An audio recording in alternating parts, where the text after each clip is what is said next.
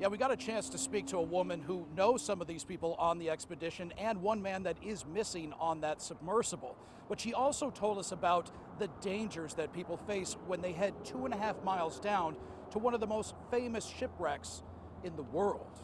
Actually, this is our dive close to one of the propellers. Michelle Turman has an incredible story. She's visited the Titanic wreckage twice. The first time was in 2000 at age 27. To date, she's still the youngest woman to ever visit the underwater site. Seeing things like shoes, binoculars, all of those different things. You just are beside yourself. Michelle helped bring up artifacts for preservation, artifacts that tell the story of one of the most famous ship sinkings in history. In April of 1912, the Titanic hit an iceberg. 1,500 people perished. Today, she's following the story of a missing tourist sub with 5 souls aboard. Did they have a problem with the pressurization?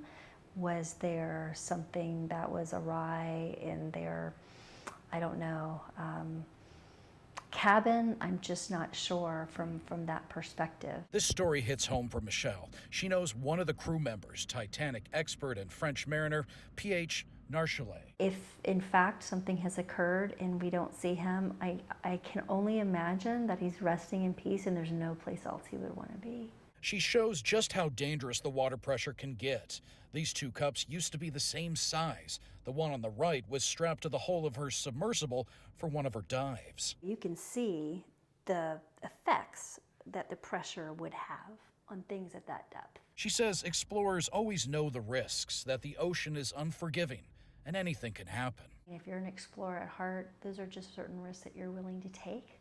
Michelle is hopeful that these folks will be found alive, and of course she has their families in her heart and prayers. Jeff Van Sant, Spectrum News.